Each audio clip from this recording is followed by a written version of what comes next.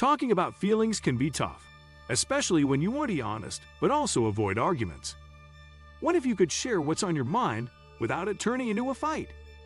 In this video, we're sharing simple ways to talk about your feelings so you and your partner feel heard, understood, and connected, not defensive or distant. Before we get into it, make sure to like, subscribe, and hit the notification bell for more helpful tips on love and communication. Let's learn to talk, not fight, starting now. Use I statements instead of you accusations. The fastest way to put someone on the defensive is to start with you always or you never. When you say you make me feel ignored, your partner hears an attack. Instead, try I feel disconnected when we don't have one-on-one time. This shifts the focus from blame to your experience. Your partner can't argue with how you feel, but they can definitely argue with accusations about their behavior. This simple word switch transforms potential conflict into genuine conversation. Choose the right time and place. Timing plays a crucial role in how emotional conversations unfold. Even the most thoughtful words can be misunderstood if shared at the wrong moment. Avoid bringing up serious issues when your partner is stressed, distracted, tired, or in a hurry, like right before work, during a busy chore, or while checking their phone. These moments lack the focus and emotional availability needed for meaningful dialogue. Instead, wait for a time when both of you are calm, present, and can talk privately without interruptions. Turn off distractions like the TV, silence your phones, and be intentional about creating a safe, quiet space. This helps both partners feel more respected, heard, and emotionally grounded. A good way to approach it is by saying, "I'd like to talk about something important. When would be a good time for you?" This shows respect for your partner's time and readiness, and it sets the stage for a more thoughtful and receptive conversation. By choosing the right time and setting, you reduce the risk of defensiveness and increase the chance for genuine understanding and connection. In short, the right timing creates the right conditions for your message to truly be heard. Start with your positive intention. When we start a tough conversation, it's easy for the other person to feel blamed, criticized, or attacked, especially if emotions are already high. That's why expressing your positive intention before getting into the issue is so important. It helps shift the dynamic from confrontation to collaboration. Saying something like, "I'm bringing this up because I care about us," or "I want to talk about this because I love you and want to feel closer," shows that your motive isn't to fight or criticize, but to build a stronger connection. It reassures your partner that you're not against them, you're with them, trying to solve something together. This simple step creates emotional safety. When people feel safe and valued, they're more likely to listen with an open mind, rather than reacting defensively. It also sets the tone for a more respectful and productive conversation, where both people are working toward the same goal, a healthier, happier relationship. Framing the issue this way invites cooperation and compassion. It's a reminder that love, not anger or resentment, is the reason you're talking. That intention can be the difference between a fight that damages the relationship and a conversation that strengthens it. Listen to understand, not to defend. When your partner shares their perspective, try not to jump in with defense or correction right away. The goal isn't to win an argument, but to understand each other. Instead of reacting, focus on truly listening. Show that you're engaged by reflecting what you hear. Say things like, "So you're feeling," or "It sounds like you experienced." This doesn't mean you have to agree with everything. They just need to know you're taking their feelings seriously.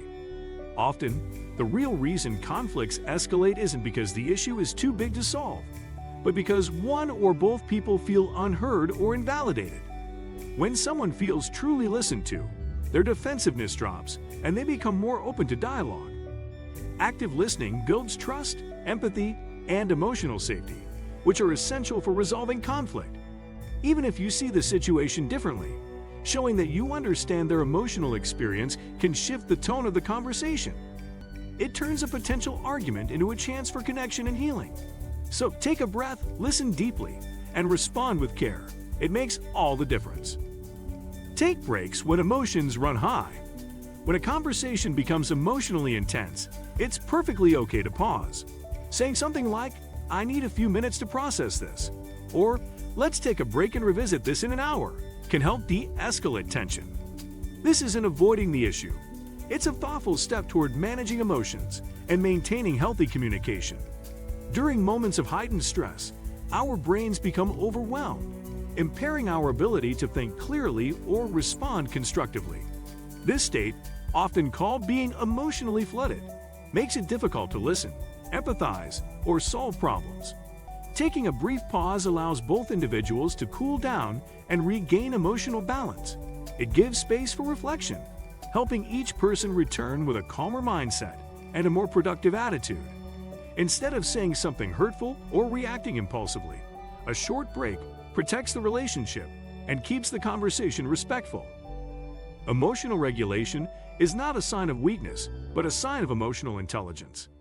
By recognizing when a pause is needed, we create a more supportive and understanding dialogue. Ultimately, a well-timed break can lead to healthier resolution and deeper mutual understanding.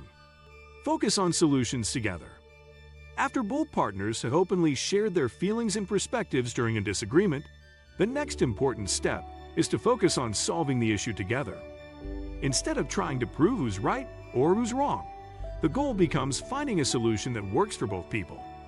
Asking questions like, "What can we do so that we both feel better about this?"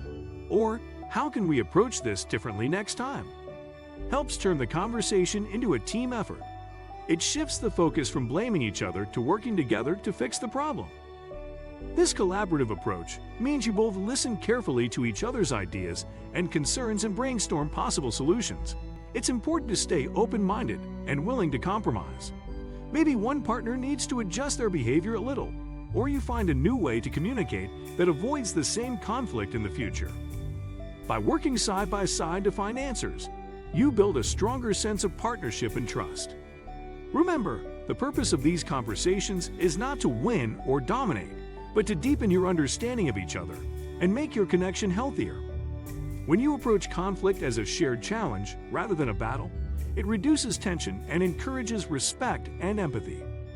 This takes practice because it can be hard to stay calm and cooperative when emotions run high, but the more you do it, the easier and more natural it becomes. Over time, using this problem-solving method during disagreements can transform how you and your partner communicate. Instead of fearing arguments, you see them as opportunities to grow closer and learn more about each other. Your relationship becomes stronger, more resilient, and more satisfying for both of you. Opening up about feelings doesn't have to lead to fights.